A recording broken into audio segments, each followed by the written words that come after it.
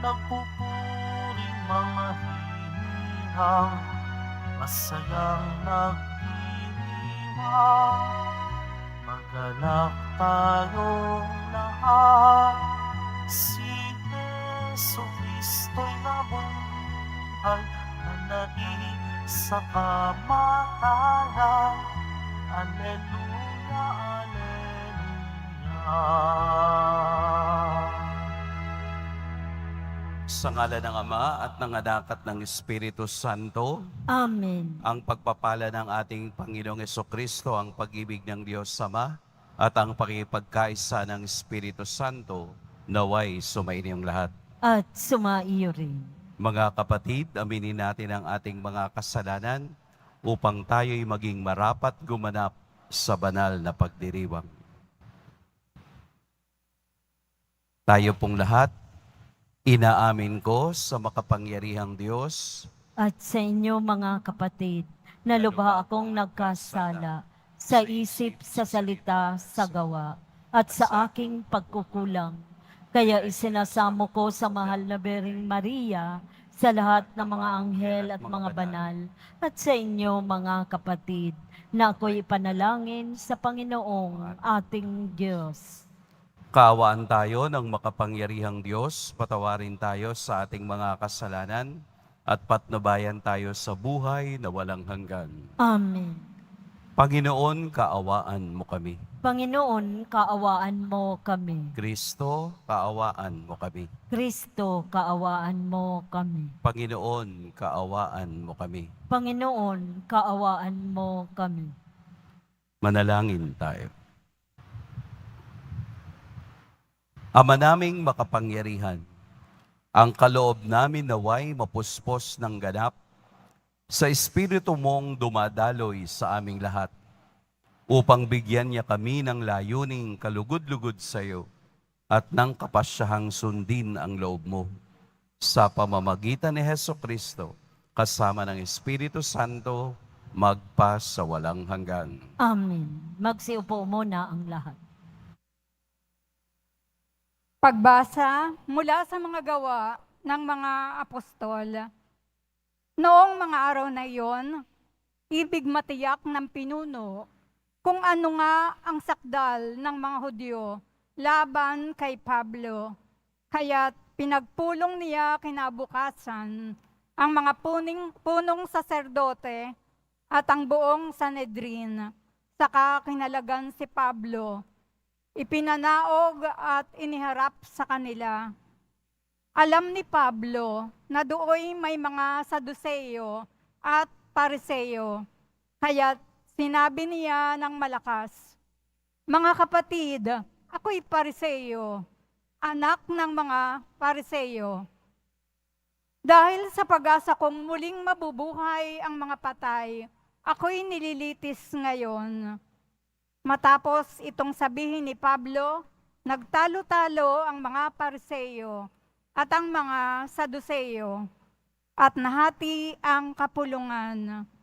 Sapagkat ang sabi ng mga Saduceo, hindi muling mabubuhay ang mga patay at walang anghel o espiritu. Subalit ang mga Pariseo na may naniniwala sa lahat ng ito. At lumakas ang kanilang sigawan, tumindig ang ilan sa mga eskribang kapanig ng mga Pariseo, at malakas na tumutol.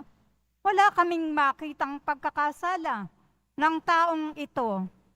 Ano kung may isang espiritu o isang anghel na nagsalita sa kanya? At nang maging mainitan na ang kanilang pagtatalo, natakot ang pinuno na baka lurayin nila si Pablo. Kaya't pinapanaog niya ang mga kawal, ipinakuha si Pablo at ipinapasok sa kuta. Kinagabihan, tumayo ang Panginoon sa tabi ni Pablo at sinabi sa kanya, "Lakasan mo ang iyong loob. Nagpatotoo ka tungkol sa akin dito sa Jerusalem, ganyan din ang gawin mo sa Roma." Ang salita ng Diyos. Salamat sa Diyos. Diyos ko, ang aking dalangin, ako'y iyong tangkilikin. Diyos ko, ang aking dalangin, ako'y iyong tangkilikin. O Diyos, ako'y ingatan mo. Ingatan ang iyong lingkod. Ang hangad ko ay maligtas, kaya sa'yo dumudulog. Ika'y aking Panginoon, ang wika ko sa aking Diyos. Kabutihang tinanggap ko ay ikaw ang nagkaloob. Ikaw lamang, o puon ko, ang lahat sa aking buhay. Ako'y iyong tinutugon sa lahat kong kailangan. Diyos ko, ang aking dalangin, ako'y iyong tangkilikin. Pinupuri ko ang puon na sa akin ay patnubay. Kahit gabi, diwa niya ang sa akin umaakay. Nababatid ko na siya'y kasama ko oras-oras. Sa piling niya'y kailanmay hindi ako matitinag. Diyos ko, ang aking dalangin, ako'y iyong tangkilikin. Kaya't ako'y nagdiriwang, ang diwa ko'y nagagalak. Ang lagi kong nadaramay, hindi ako matitinag. Pagkat di mo tutulutang, ang mahal mo ay malagak sa balo ng mga patay, upang doon ay maagnas. Diyos ko, ang aking dalangin, ako'y iyong tangkilikin. Ituturo mo ang landas, na buhay ang hahantungan. Sa piling mo'y madarama ang lubos na kagalakan. Ang tulong mo'y nagdudulot ng ligayang walang hanggan. Diyos ko, ang aking dalangin, ako'y iyong tangkilikin. Magsitayo na po ang lahat.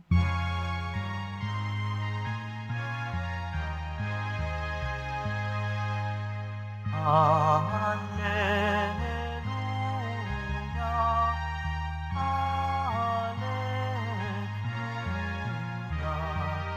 alleluia,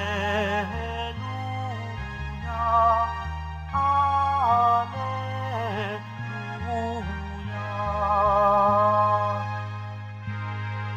Lahat nawa'y magkaisa kay Kristo at sa Diyos Ama, nang tanay sumampalataya. Alleluia,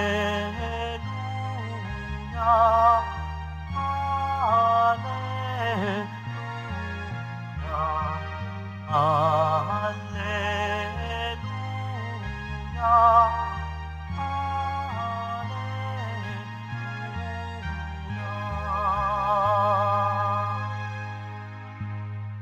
Sumainyo ang Panginoon, At sumaiyo rin. ang mabuting balita ng Panginoon ayon kay San Juan. Papuri sa iyo, Panginoon. Noong panahong iyon, tumingala si Jesus at nanalangin. Amang banal, hindi lamang ang aking mga alagad ang idinadalangin ko, kundi pati ang mga mananalig sa akin dahil sa kanilang pahayag. Maging isa nawa silang lahat, Ama. Kung paanong ikaw ay nasa akin at ako'y nasa iyo, gayon din naman maging isa sila sa atin upang maniwala ang sanlibutan na ikaw ang nagsugo sa akin. Ang karangalang ibinigay mo sa akin ay ibinigay ko sa kanila upang sila'y ganap na maging isa, gaya nating iisa. Ako'y nasa kanila at ikaw ay nasa akin, upang lubusan silang maging isa, at sa gayon makikilala ng sanlibutan na sinugo mo ako at sila'y iniibig mo katulad ng pag-ibig mo sa akin. Ama, nais kong makasama sa aking kinaroroonan ang mga ibinigay mo sa akin upang mamasdan nila ang karangalang bigay mo sa akin.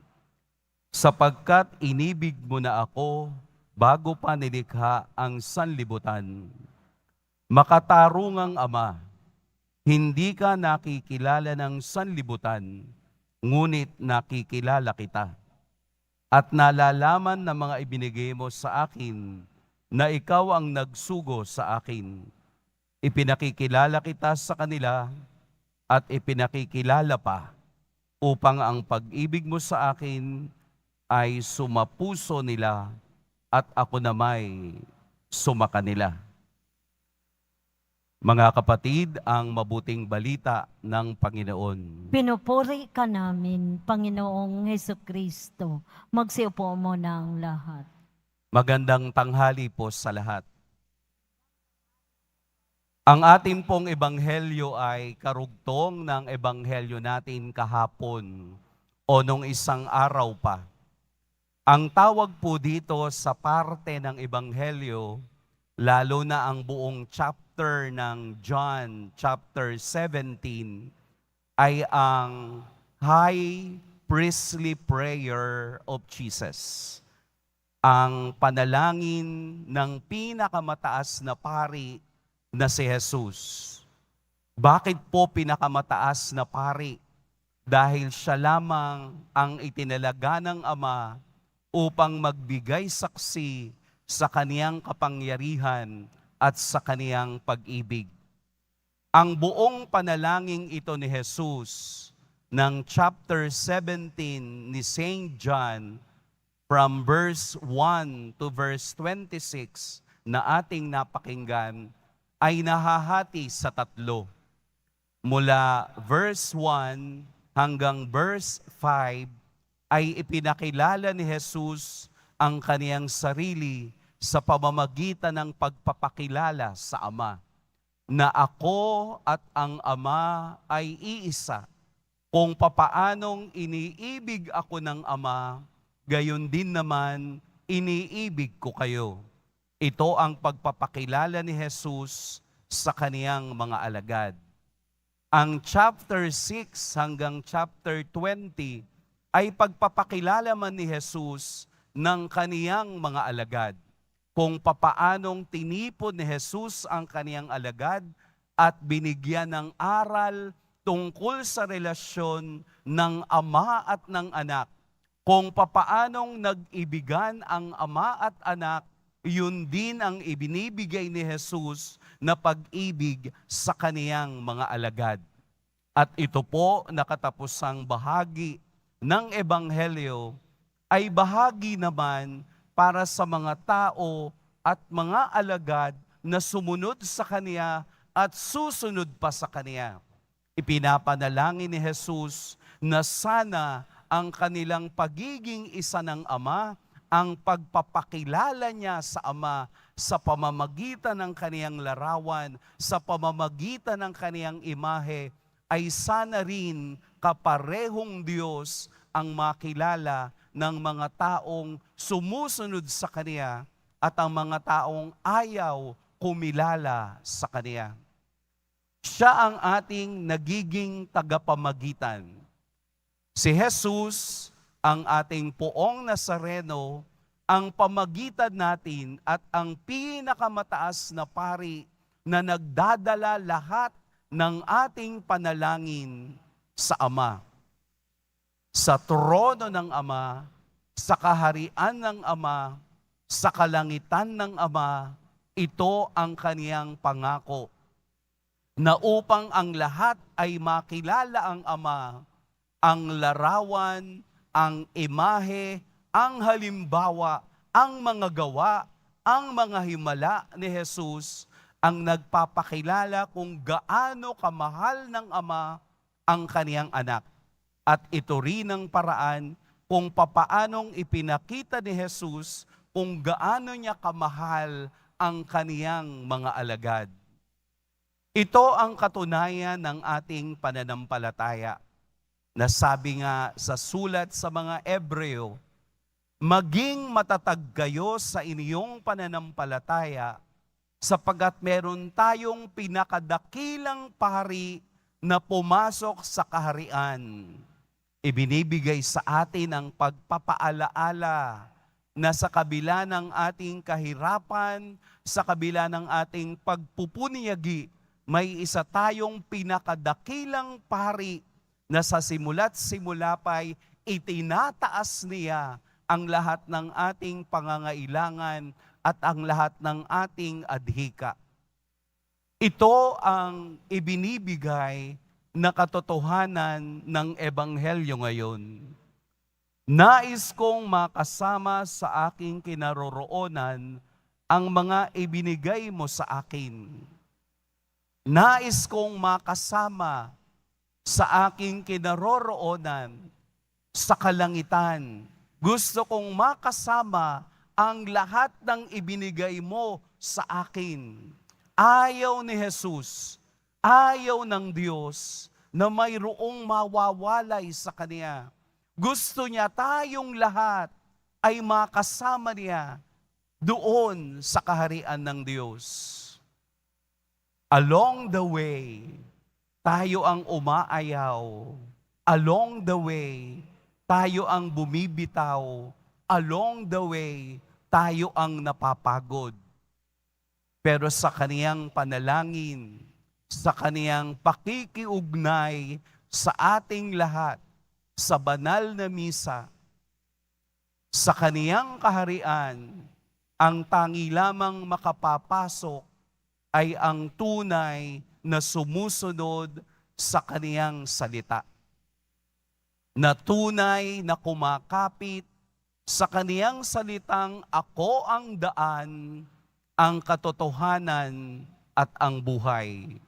Ang panalangin ito ni Jesus para tayo'y maging isa ay panalangin din nating lahat na sa kabila ng ating pagkakaiba-iba ng estado ng buhay, pagkakaiba ng pangarap, pagkakaiba ng kasaysayan, pagkakaiba ng karanasan, gusto ng Diyos na tayo'y makaisa at maging isa sa kaniyang isip at sa kaniyang diwa.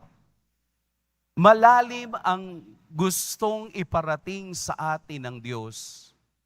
Pero dahil sa ating pinakamataas na paring si Jesus, siya ay nagkakaroon ng pakikiisa sa ating kahinaan upang maunawaan natin si Jesus, ang anak ng Diyos na nakikisa sa ating sakit at hirap. Siya ay namatay sa krus upang tayo'y tubusin sa kasalanan. Nakikiisa sa ating weakness, nakikisa sa ating kahinaan upang maramdaman natin na sa bawat paghihirap ng buhay, sa bawat pagkapako sa krus, ay palaging mayroong muling pagkabuhay dahil sa biyayang patuloy na umaagos mula sa krus na yan patungo sa atin. Ito ang kaniyang tagapamagitan. Ito ang kaniyang pamamagitan upang makita natin kung gaano tayo kamahal ng Diyos, kung gaano tayo dapat makiisa sa kaniyang pagbibigay diwa sa pagmamahal ng Diyos hanggang sa kalangitan. Makita po natin ang imahe ng Diyos, makita po natin ang mukha ng Ama sa mukha ng ating Poong Jesus Nazareno. Pagpalain tayo ng Poong may kapal. Magsitayo na po ang lahat.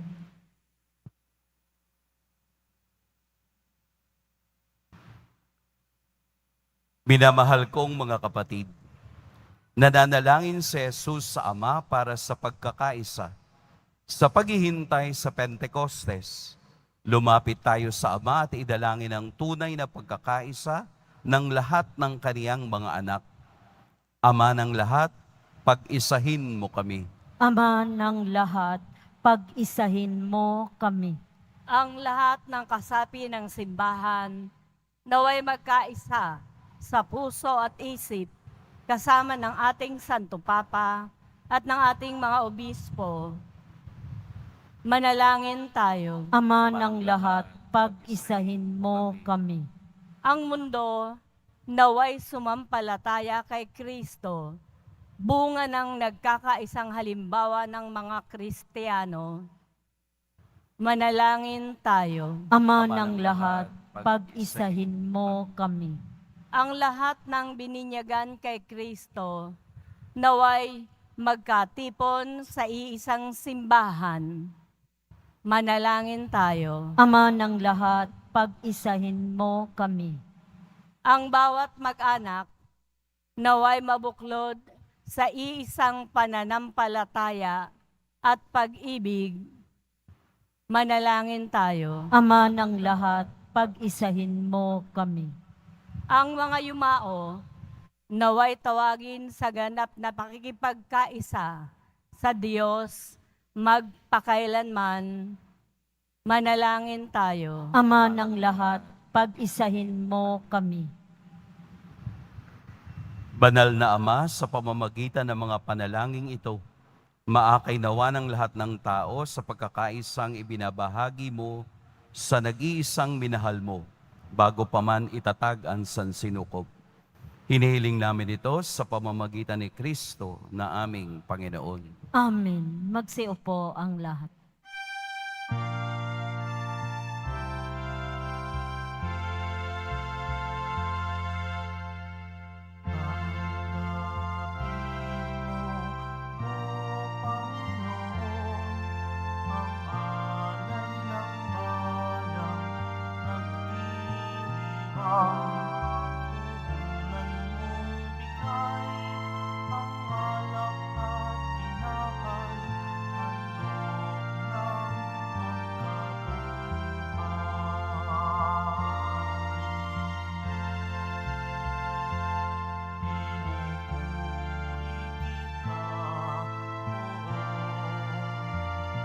Sapagkat ako'y iniligtas, mga kaaway di makuhang matuwa mula sa libingan.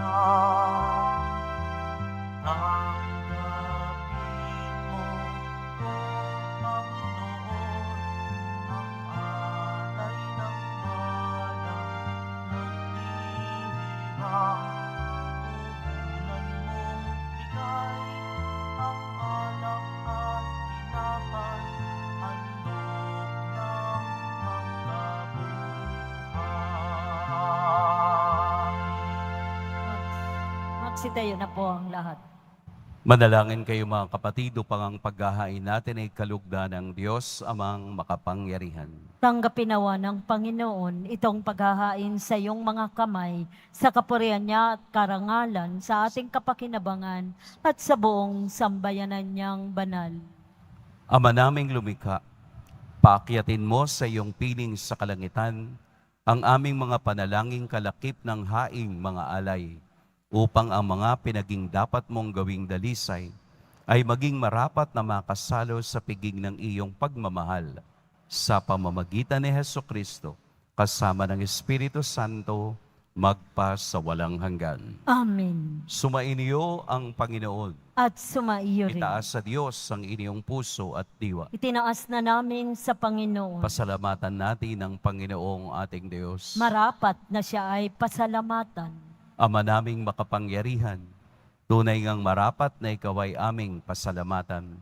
Ngayong ipinagdiriwang ang paghahain ng Mesiyas, ang maamong tupa na tumubos sa aming lahat. Ang katawan ng anak mong sa krus na bayubay ay handog ng pag-ibig na walang kapantay. Ito ang paghahaing ganap mong kinalugdan. Ito ang nilunggati ng dating pag-aalay. Ang buong sarili ng anak mong si Jesus ay inihain sa iyo upang kami matubos. Siya ang dambana at paring naghahandog. Siya pa rin ang tupang handog na ibinukod. Kaya kaisa na mga anghel na nagsisiawit ng papuri sa iyo nang walang humpay sa kalangitan, kami nagbubunyi sa iyong kadakilaan. Santo, Santo, Santo, Panginoong Diyos ng mga hukbo, napupuno ang langit at lupa ng kadakilaan mo. Usana sa kaitaasan, pinagpala ang naparirito sa ngalan ng Panginoon. Usana sa kaitaasan. Magsilod po ang lahat. Ama naming banal, ikaw ang bukal ng tanang kabanalan. Kaya't sa pamamagitan ng Espiritu, gawin mong banal ang kaloob na ito upang para sa amin maging katawan at dugo ng aming Panginoong Heso Kristo. Bago niya pinagtiis ang kusang loob na maging handog, hinawakan niyang tinapay, pinasalamatan kaniya, pinaghati-hati niya iyon, iniabot sa kaniyang mga alagad at sinabi, "Tanggapin ninyong lahat ito at kanin, ito ang aking katawan na ihahandog para sa inyo."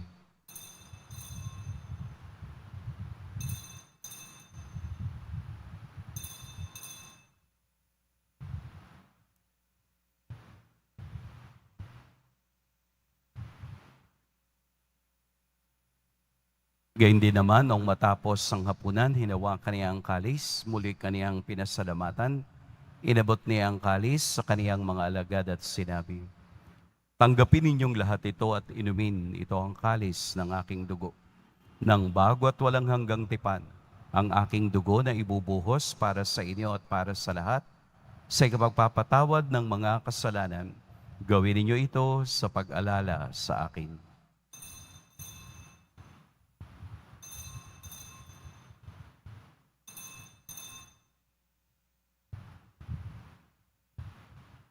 Magsitayo na po ang lahat. Ipagbunyi natin ang misteryo ng pananampalataya. Si Kristo'y namatay, si Kristo'y nabuhay, si Kristo'y babalik sa wakas ng panahon.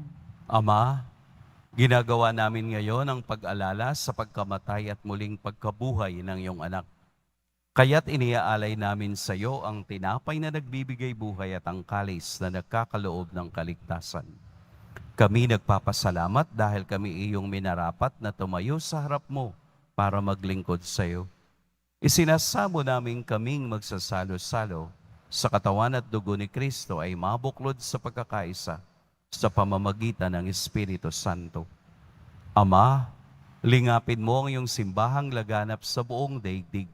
Puspusin mo kami sa pag-ibig kaysa ni Francisco na aming Papa at ni Jose na aming Obispo at ng Tanang Kaparian. Alalahanin mo rin ang mga kapatid naming nahimlay nang may pag-asang sila'y muling mabubuhay, gayon din ang lahat ng mga pumanaw.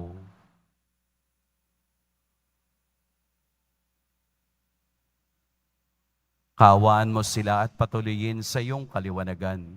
Kaawaan mo at pagintapating kaming lahat na makasalo sa iyong buhay na walang wakas.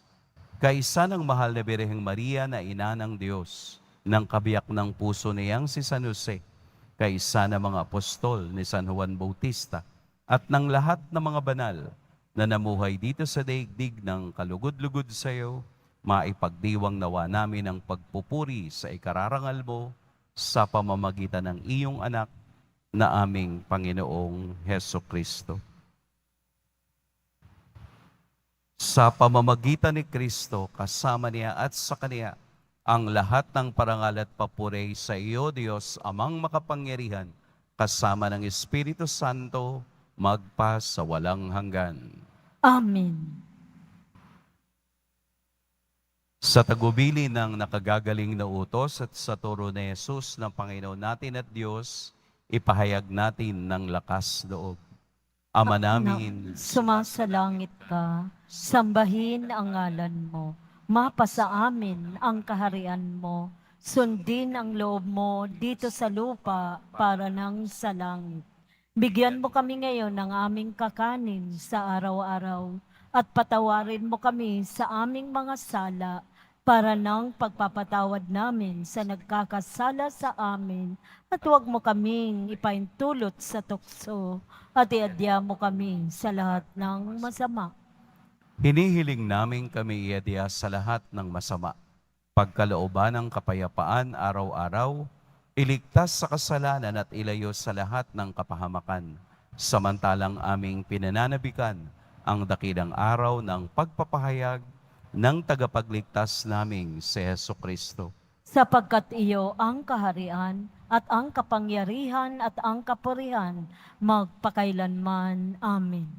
Panginoong Heso Kristo, sinabi mo sa iyong mga apostol, kapayapaan ang iniiwan ko sa inyo, ang aking kapayapaan ang ibinibigay ko sa inyo. Tunghayan mo ang aming pananampalataya at huwag ang aming pagkakasala. Pagkalooban mo kami ng kapayapaan at pagkakaisa ayon sa iyong kalooban, kasama ng Espiritu Santo, magpa sa walang hanggan. Amen. Ang kapayapaan ng Panginoon naway laging sumainyong lahat. At sumaiyo rin. Magbigayan kayo ng kapayapaan sa isa't isa. Kordero ng Diyos na nag-aalis ng mga kasalanan ng sanlibutan, maawa ka sa amin. Kordero ng Diyos na nag-aalis ng mga kasalanan ng sanlibutan, maawa ka sa amin. Kordero ng Diyos na nag-aalis ng mga kasalanan ng sanlibutan, pagkaloob mo sa amin ang kapayapaan.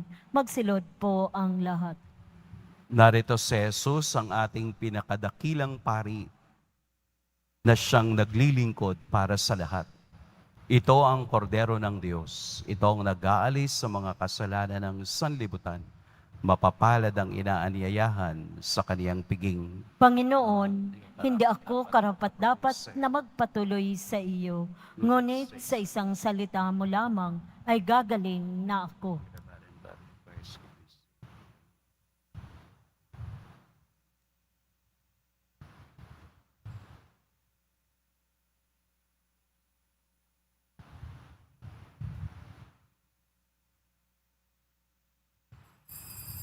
Para sa lahat ng tatanggap ng banal na komunyon, sasagot po tayo ng amin pagkasabi ng pari o ng lay minister ng katawan ni Kristo at isubo agad sa bibig bago umalis sa harapan ng pari o lay minister. Sumunod po tayo.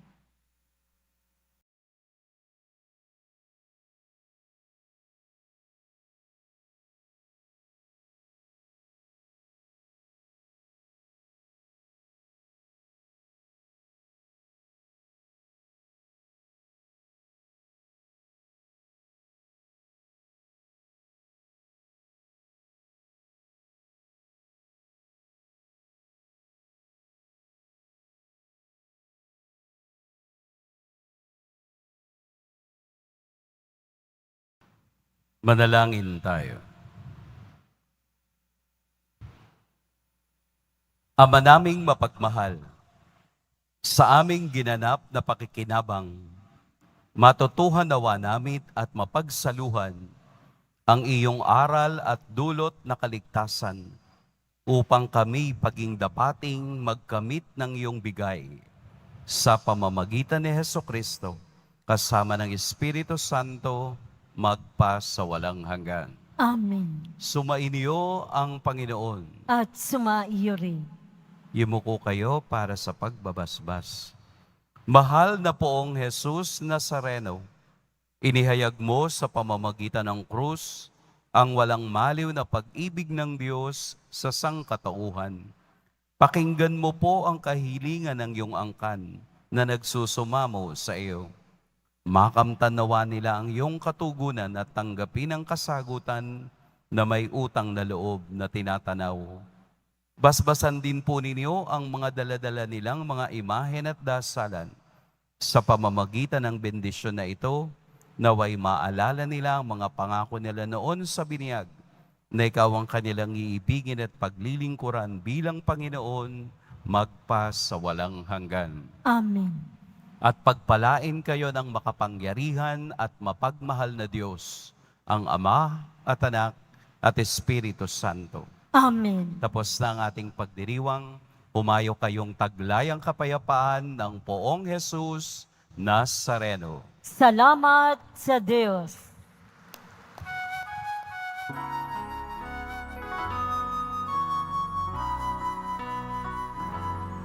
Nuestro Padre Jesus Nazareno, sinasamba ka namin.